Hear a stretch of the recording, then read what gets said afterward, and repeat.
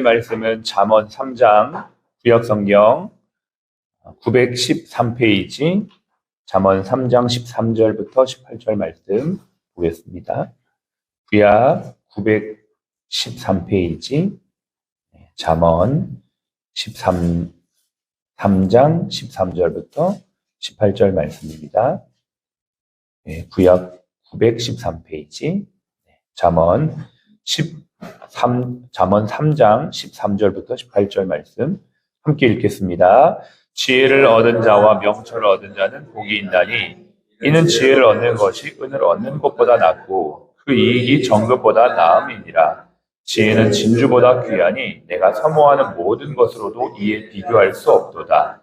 그의 오른손에는 장수가 있고 그의 왼손에는 부귀가 있나니 그 길은 즐거운 길이요 그의 지름길은 다 평강이니라.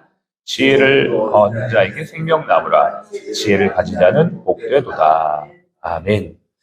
오늘은 6월 18일 화요 주제 예배로 하나님 앞에 예배를 드립니다. 우리 한번 인사하겠습니다. 사랑하고 축복합니다. 잘 오셨습니다. 오늘은 열매 시리즈 5번째 생명나무 열매라는 제목으로 함께 말씀을 나누겠습니다. 사람들이 자연을 보면 힐링이 되죠. 그래서 사람들은 힘들고 피곤하고 또 휴가를 가면 주로 자연을 보러 갑니다. 저도 자연을 보는 걸 참 좋아해요. 그래서 이제 제가 대전에서 사역을 하다가 신학교 졸업을 하고 이제 대전에서 3년을 사역을 하다가 서울로 오게 되었는데 서울에 와서 이제 마땅히 이제 어디를 가야 되나 고민을 하는데 서울을 딱 갔을 때 강서구 쪽을 갔거든요. 근데 너무 이렇게 좀 번잡하더라고요. 집도 많고 복잡하고 그래서 이건 좀 나하고 안 맞는 것 같다. 그래서 이제 생각하다가 저희 처제가 그때 남양주에 살고 있었는데 남양주 한번 와보세요. 이러길래 남양주를 갔는데 나무도 많고 산도 많고 또 시냇물도 많고 참 너무 좋더라고요. 그래서 조금 거리가 있지만 남양주로 가자. 그래서 지금까지 남양주에서 살고 있습니다. 얼마 전에 아이들이 그럽니다. 자기가 중간고사 끝나면, 기말고사 끝나면 원래 살던 남양주 아파트 그 집으로 가고 싶다. 왜냐하면 거기 바로 앞에 천마산이 있었거든요. 아이들이 어릴 때 천마산에서 물놀이하고 또 밤에는 나무 막대기에다가 줄을 달아가지고 지렁이 꼽아서 낚시도 하고 막 그랬거든요. 그래서 그랬던 추억을 회상하면서 그곳으로 가고 싶다. 그런 이야기를 하는 겁니다. 사람들이 산과 바다를 보면서 힐링을 하죠. 왜 그런가 생각해 보셨나요? 성경에 말씀해 보니까 하나님이 자연 만물 속에 하나님의 손길을 넣어 놓으셨기 때문이다라고 성경은 말하고 있어요. 그래서 그것을 보면 사람은 자기도 모르게 편안함과 또 힐링을 얻게 되는 것입니다. 하나님이 만물을 만드셨다. 그리고 그 만물을 지으신 하나님을 우리가 그 만물을 통해 볼 수 있기 때문에 사람들은 그 하나님의 손길을 그리워하고 또 하나님의 품을 향해 나아가고 싶어 하지 않는가 그런 생각을 하게 되는 것이죠. 로마서 1장 20절에 보니까 창세로부터 그의 보이지 아니하는 것들 곧 그의 영원하신 능력과 신성이 그가 만드신 만물에 분명히 보여 알려졌나니 그러므로 그들이 핑계하지 못할지다 이렇게 말씀하고 있습니다. 이 만물에 하나님의 창조의 손길이 담겨져 있다라는 것이죠. 자연을 관찰하고 연구할수록 창조주의 섭리에 감탄하지 않을 수가 없습니다. 한치의 오차 없이 지금도 낮과 밤, 봄, 여름, 가을, 겨울이 오묘한 섭리를 따라 운행이 되고 있는 것이죠. 그래서 성경은 만물을 통해 하나님을 볼 수 있다. 이 자연을 통해 볼 수 있다라고 말하는 것이죠. 한편 인간의 모든 발명이라는 것은 하나님이 창조하신 바탕과 법칙 위에 만들어진 겁니다. 그러니까 인위적으로 만들어진 거예요. 자연적으로 존재하는 모든 것은 하나님이 만드신 것이고 그것을 바탕으로 인위적으로 만들어진 것이 인간의 피조세계다라는 것입니다.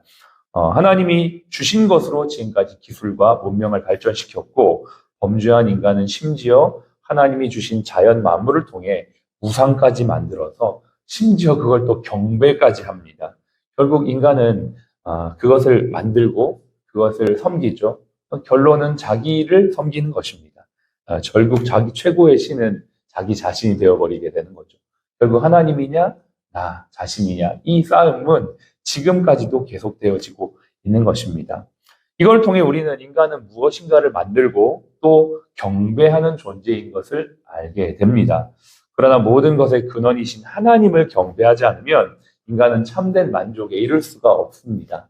세상 모든 것들이 아무리 좋아 보여도 그것은 경배의 대상이 아니라 피조물일 뿐입니다. 그래서 이것에 대해서 하나님은 성경에 이렇게 말씀하십니다. 하나님을 알되 하나님을 영어롭게 아니하며 감사하지도 아니하며 오히려 그 생각이 허망하여지며 미련한 마음이 어두워졌나니 스스로 지혜 있다 하나 어리석게 되어 속지 아니할 하나님의 영광을 썩어질 사람과 새와 짐승과 기어다닌 동물 모양의 우상으로 바꾸었느니라. 이는 그들이 하나님의 진리를 거짓 것으로 바꾸어 피조물을 조물주보다 더 경배하고 섬김이라.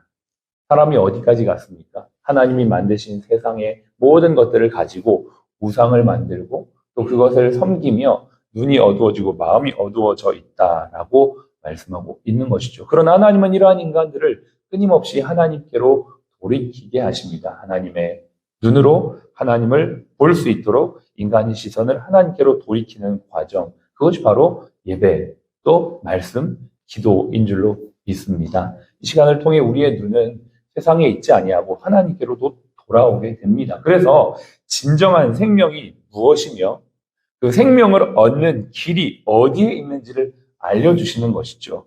그 길이 바로 지혜의 길이라고 오늘 성경이 말해주고 있는 것입니다. 다시 한번 성경을 보겠습니다. 3장 13절입니다. 지혜를 얻은 자와 명철을 얻은 자는 복이 있나니 이는 지혜를 얻는 것이 은을 얻는 것보다 낫고 그 이익이 정금보다 낫다라고 말하고 있습니다. 저와 여러분들이 오늘도 하나님께로 눈을 돌이켜서 주님의 말씀을 볼 때 주님의 지혜와 생명이 우리 가운데 회복되게 되는 것이죠. 하나님은 특별히 자연 만물을 통해 하나님의 진리를 잘 전달합니다. 예수님도 자연을 빗대어서 당신과 우리의 관계를 잘 설명해 주셨는데요. 그 중에 하나가 바로 포도나무 비유이죠. 포도나무, 참 포도나무이신 그 예수님과 가지인 우리, 그리고 그분께 붙어 있어야지 열매를 맺을 수 있다라고 말씀하시는 것 또한 자연을 빗대어 설명하고 있는 것입니다. 갈라디아서에도 보면 자연이 만물이 소개가 됩니다. 그게 뭐냐? 나무가 소개돼요. 그러니까 예수님도 성경 말씀 보면 참 많은 소재가 등장하는 것 중에 나무가 등장을 하는데요. 갈라디아서에 보면 조금 다른 성격의 나무가 소개가 되고 있습니다. 그건 바로 저주의 나무입니다. 신명기에 보면 사람이 저주를 받으면 그 사람을 나무에 달아서 죽게 한다라는 말씀이 있는데 예수님이 그 나무, 저주의 나무에 달리셨다라고 갈라디아서 3장 13절은 말하고 있어요. 그리스도께서 우리를 위하여 저주를 받으사 율법의 저주에서 우리를 속량하셨으니 기록된 바 나무에 달린 자마다 저주 아래 있는 자라. 여기에도 나무가 나오죠. 나는 참 포도나무다. 그리고 너희는 가지다. 이 자연 만물을 통해서 당신과 우리의 관계를 설명하신 주님께서 이제는 또 다른 형태의 나무를 소개하고 있는데 그건 바로 저주로 달린 나무. 저주 때문에 저주받아 나무에 달렸다. 누가요? 예수 그리스도 그분께서. 그런데요, 그분이 왜 저주의 나무에 달리셔야만 했을까요? 우리는 생명을 알게 하고 선악을 알게 하는 그 나무 열매를 따먹었기 때문입니다. 예수님이 나무의 저주에 달릴 수밖에 없었던 그 시작이 바로 선악을 알게 하는 나무의 열매를 따먹은 결과라는 것이죠. 여기도 보니까 나무가 등장하네요. 이 나무의 열매를 따먹고 원래는 우리가 그 저주의 나무에 달려야만 하는데 누가 대신 달리셨다고요? 예수 그리스도께서 대신 달리셨습니다. 그래서 우리가 받아야 될 저주, 또 그 저주의 결과인 사망의 열매를 예수 그리스도가 대신 담당하시고 이제 우리에게는 생명의 열매를 주신 줄로 믿습니다. 그게 바로 예수 그리스도께서 우리를 통해 하신 행위, 그게 바로 속량이라고 성경은 말하고 있습니다. 속량, 값을 주고 뭔가를 대가를 지불하고 사다라는 뜻이죠. 예수 그리스도가 핏값으로 당신의 몸을 우리에게 주셔서 그 몸으로 우리의 죄와 사망을 다 지불하시고 이제는 우리에게 무엇을 주셨냐면 생명을 주셨습니다. 그러므로 예수 그리스도를 믿는 자는 어떠한 자입니까? 내 생명이 예수님의 핏값으로 바꾸어진 자, 예수님이 당신의 피값으로 나를 산 자다라는 것입니다. 그러므로 이제는 내 생명 값은 예수님이 지불하셨고 내 생명은 예수님의 것이 되어진 것이죠. 예수 그리스도를 영접한다는 것은 바로 나를 사신 그 예수님을 나의 주인으로 그리스도로 고백하는 자가 되었다라는 것이고, 그러한 자는 누구든지 생명과 성령의 선물을 받게 된다라고 성경은 저와 여러분들에게 오늘도 약속하고 있습니다. 이것을 아는 것이 지혜다라고 오늘 성경 잠언은 말하고 있는 것이죠. 다시 한번 우리가 잠언 말씀, 여기에 지혜라고 되어 있는 이 부분을 예수라는 말로 표현해서 한번 다시 읽어볼까요? 우리 3장 13절부터 지혜라고 되어 있는 그 부분에는 예수라고 넣는 것입니다. 그래서 한번 더 읽어보겠습니다. 예수를 얻은 자와 명철을 얻은 자는 복이 있나니 이는 예수를 얻는 것이 은을 얻는 것보다 낫고 그 이익이 정금보다 나음이니라. 예수는 진주보다 귀하니 내가 사모하는 모든 것으로도 이에 비교할 수 없도다. 그의 오른손에는 장수가 있고 그의 왼손에는 부귀가 있나니 그 길은 즐거운 길요 그의 지름길은 다 평강이니라. 예수는 그 얻은 자에게 생명나무라. 예수를 가진 자는 복되도다. 아멘.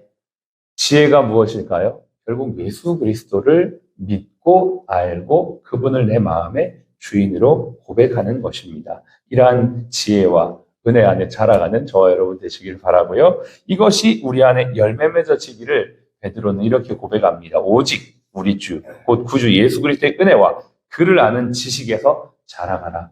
영광이 이제와 영원한 날까지 그에게 있을지어다. 아멘. 저와 여러분들이 이 지혜이신 예수, 생명이신 예수, 날마다 이 안에서 아름다운 열매, 생명의 열매 많이 맺기를 주의 이름으로 축복합니다. 같이 함께 기도하겠습니다. 생명의 나무인 예수 그리스도, 우리는 이분을 통해서 영원한 생명을 얻게 되었습니다. 저주 아래, 사망 아래 있었던 우리가 예수의 대속으로 우리에게 이 놀라운 은혜를 주셨는데, 오늘도 우리에게 이 생명나무의 열매를 주렁주렁 맺어갈 수 있는 이 하루가 될 수 있도록 힘과 능력을 더하여 주시고, 우리 병원을 통하여 오늘도 이 생명의 열매가 환자들에게 또 우리 모든 직원들에게 맺어지도록 우리를 사용하여 주시옵소서. 같이 함께 기도하겠습니다.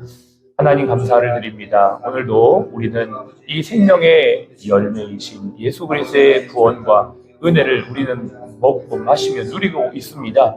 아버지 하나님, 이 은혜와 이 사랑이 오늘 이 하루도 넘쳐나는 복된 하루가 되기를 원합니다. 만나는 자들마다 예수 그리스도의 생명과 사랑을 증거하기를 원하고, 우리 모든 아버지 하나님, 우리 직원들에게 이 예수의 생명의 열매가 맺어지도록 인도하여 주시기를 원합니다. 오늘도 우리의 삶을 통하여, 우리의 일터를 통하여 하나님의 역사, 예수의 역사, 예수의 지혜와 열매 맺음의 역사가 오늘 이 하루 충만하게 나타나서 하나님의 은혜 안에서 풍성한 아버지 하나님의 사랑과 은혜를 나누며 흘려보내는 열매 맺는 이 하루 복된 사랑 플러스 병원이 되어지도록 우리 주님 축복하여 주시옵소서. 감사합니다. 지금은 우리의 생명이요 부활이신 예수 그리스도의 은혜와 아버지 하나님의 극진하신 사랑하심과 성령님의 내주교통 충만 인도하심이 오늘도 예수 생명의 열매를 충만하게 맺기 원하는 모든 사랑 플러스 가족 머리 위에, 또 모든 화두분들 머리 위에 지금부터 영원토록 함께 하시기를 예수님의 이름으로 축복하며 기도합니다. 아멘.